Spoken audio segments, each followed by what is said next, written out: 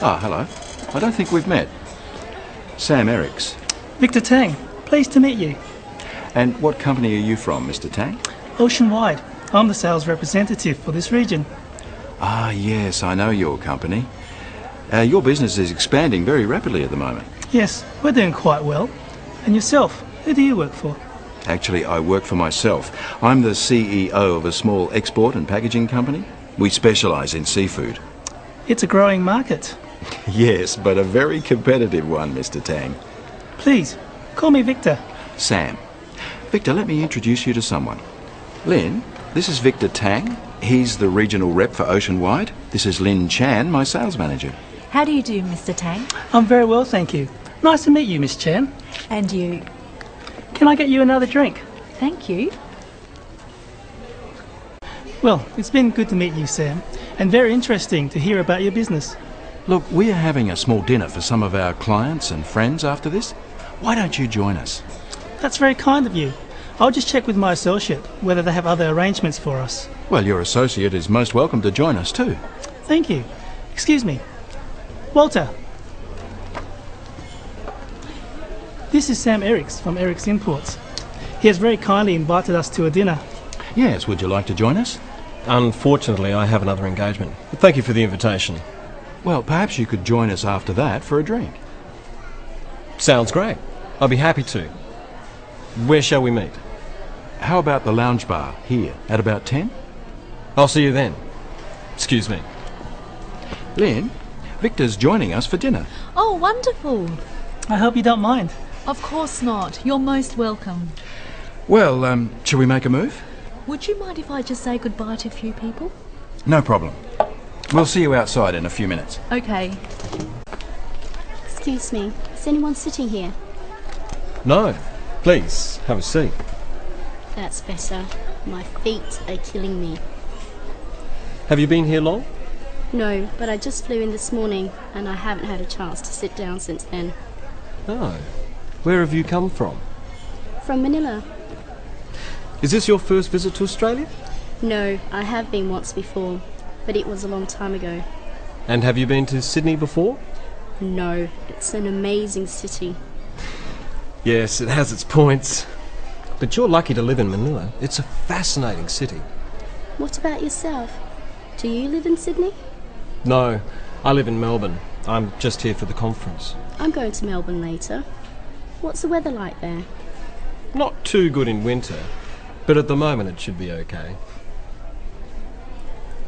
So, how's your hotel? It's good, very convenient. Just near the harbour. Have you seen the Opera House yet? Yes, we flew right over it. Excuse me, there's someone I must talk to. It's been very nice to meet you. I'm Walter, by the way. You too, I'm Sue. Perhaps we'll meet later. I hope so. Has everybody got a copy of the agenda? Thank you. Would you mind taking minutes, John? Oh, not at all. Good. Well, then let's get started. First of all, thank you everyone for attending at short notice.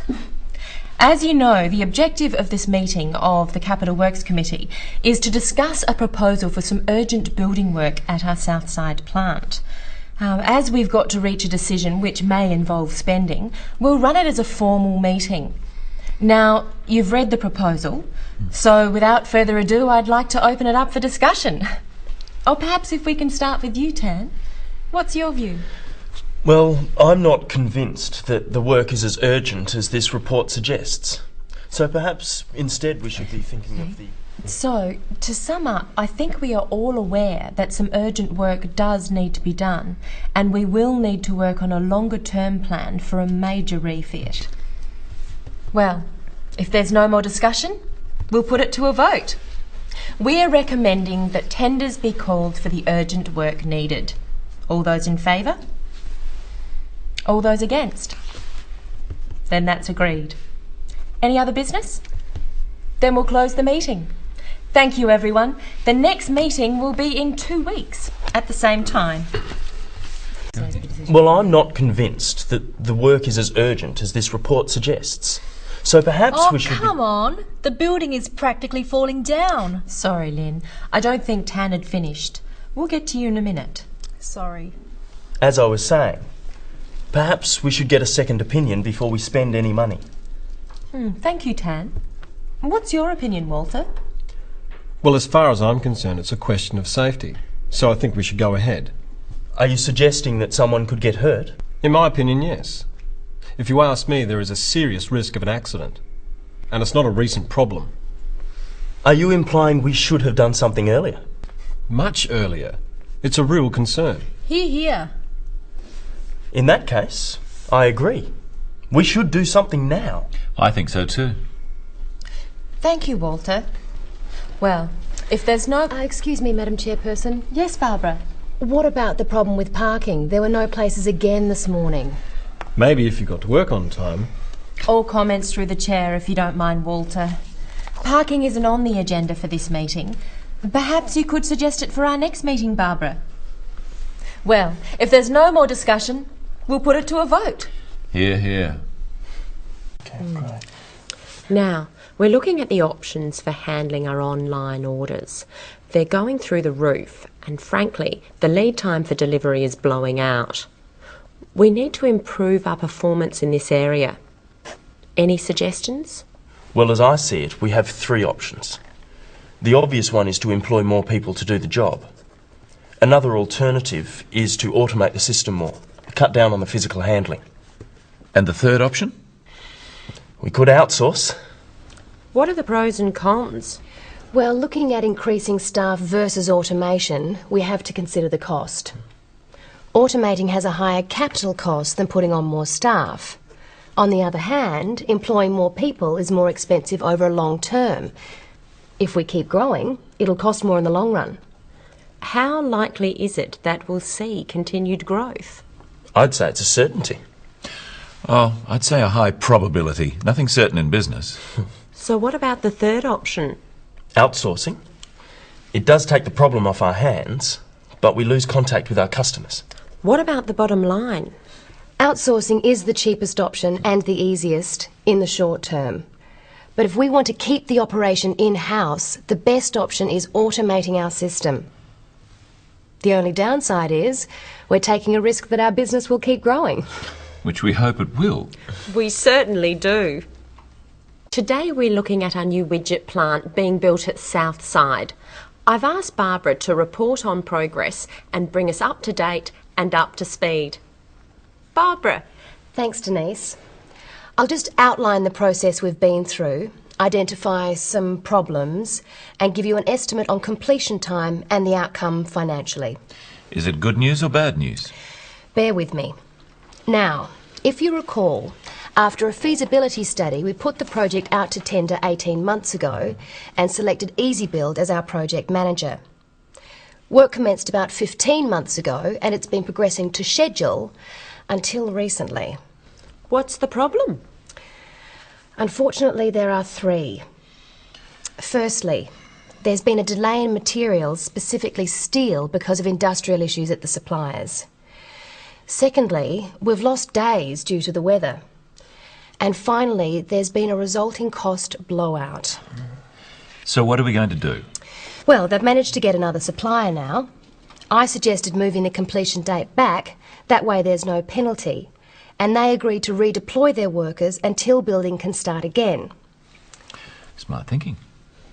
We've been waiting for the rain to stop, but we can't control the weather. And the cost? At this stage, just a small overage, but I'll be watching it very closely over the next few months. With no more delays, we're expecting to complete the project just 1 month behind schedule. Good work, Barbara. Now, I'd like to refer to the first graph.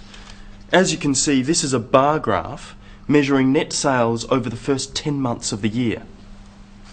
You'll notice that sales rose steadily in the first few months. Then there was a marked increase in April. They peaked in May at around 3.2 million and levelled off.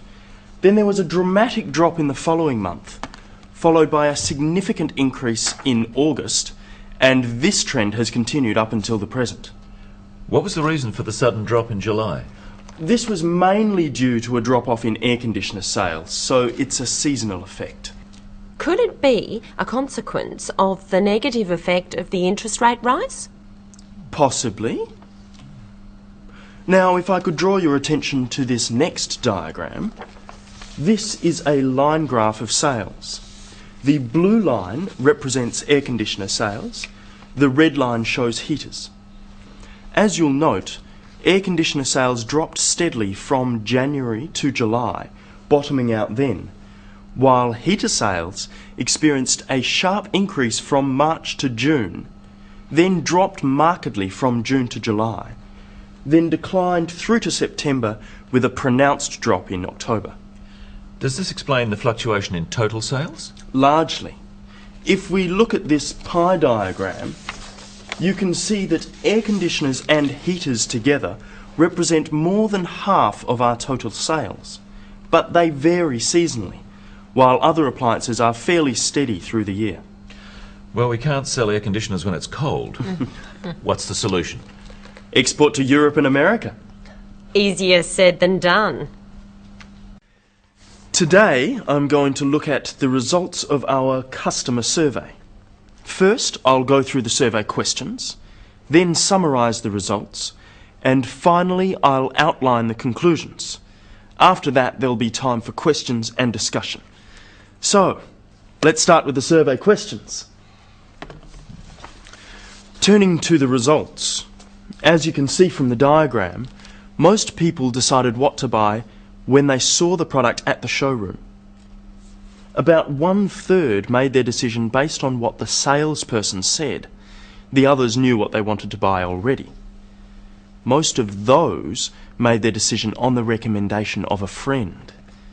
Only a few said they relied on advertising. Let's move on to the conclusions. The first one is that it's very important that salespeople on the floor know about our products. Another is that after-sales service is critical.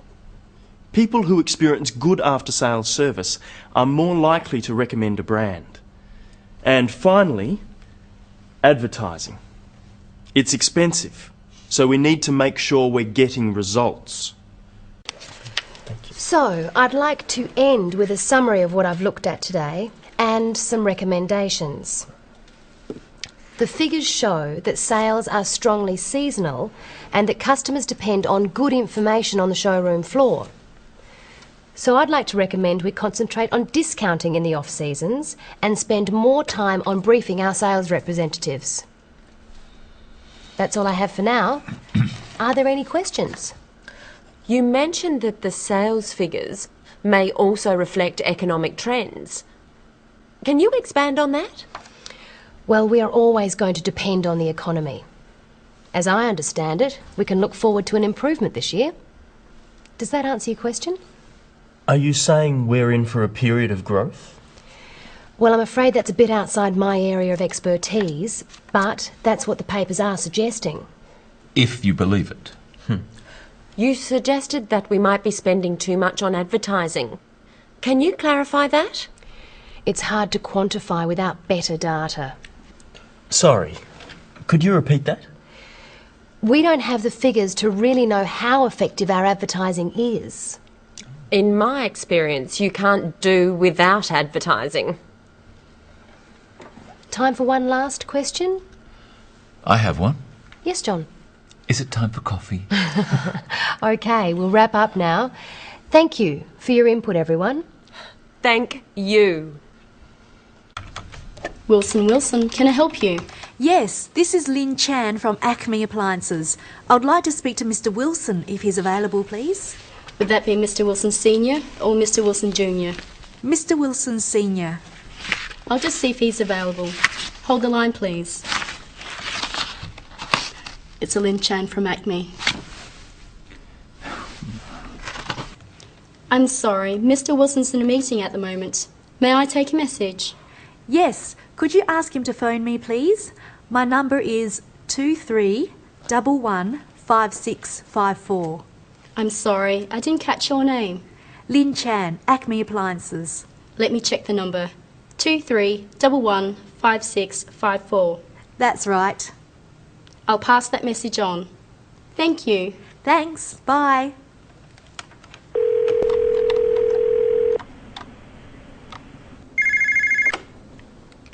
Acme Appliances, Lynn Chan speaking. This is Tom Wilson, returning your call. Ah yes, Mr. Wilson. Thanks for calling back. I wanted to set up a meeting with you to discuss your requirements for next year. Yes, certainly. How about Thursday at 2:30? That would be fine. Okay, I look forward to seeing you then. Thursday, 2:30. See you then. Goodbye. Goodbye. Hello, Lynn Chan, Sales Manager for National Sugar. And my associate, John Martin. Very pleased to meet you. I'm Victor Tang, and this is my legal advisor, Sue Panay. I hope you had a pleasant flight over. Yes, we did, thanks. Are you staying for a few days? Unfortunately, we need to get back to Manila tomorrow. Well, we'd better get down to business.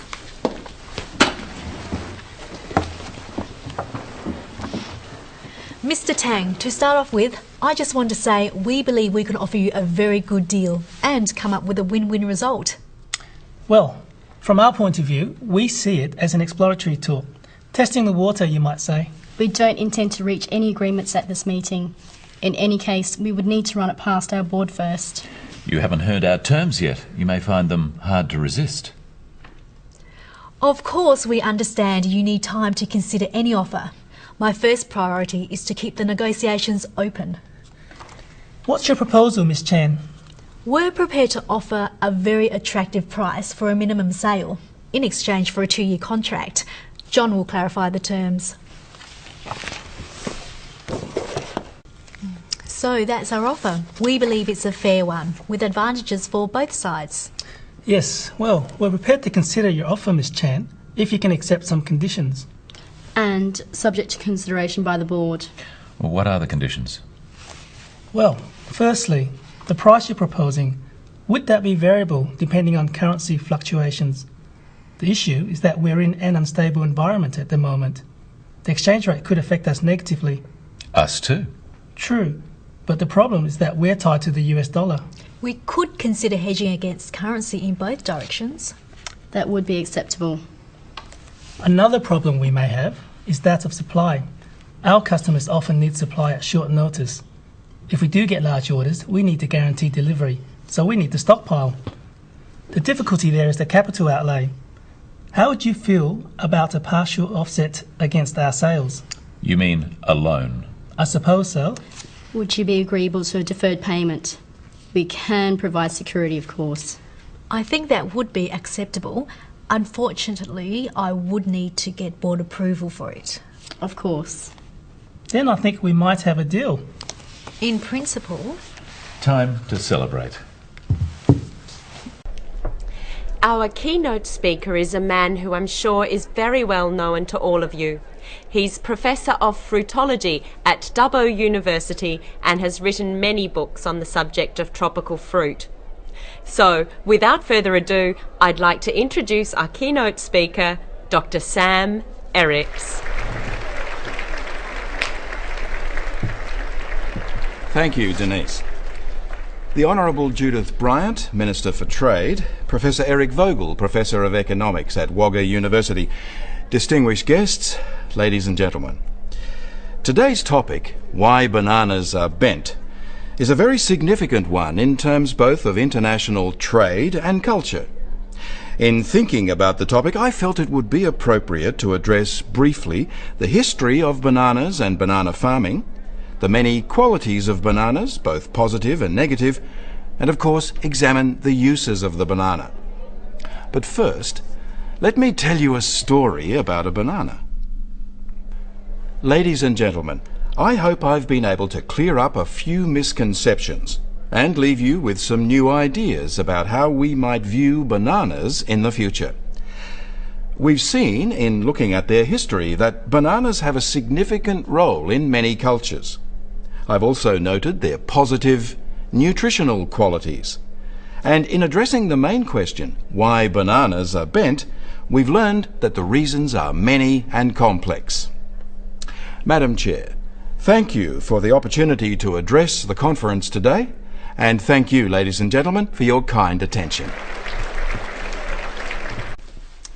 Well, it has been a great pleasure to meet you, Sam and Lynn. Yes, we've enjoyed meeting you too, Victor. Yes, it's been great. What a pity you have to go home. Well, all good things must come to an end, but I'm sure we'll meet again. Yes, I hope so. And good luck with your business. I'm sure it will go well. And I wish you every success too. Well, I think we should drink a toast to the end of the conference and to ourselves. Here's to us. Cheers. Cheers. We should keep in touch. Yes. Have I given you my card? Ah, no. Thanks very much. Here's mine. Do you have a card, Lynn? Yes. Thank you. I'll send you an email. And if you're ever in Singapore, you must look me up. We certainly will. And you have my number. When you're next in Sydney, give me a call. We'll have a drink. May I take these? Well, I'd better get going or miss my flight. Have a good flight home. Bon voyage.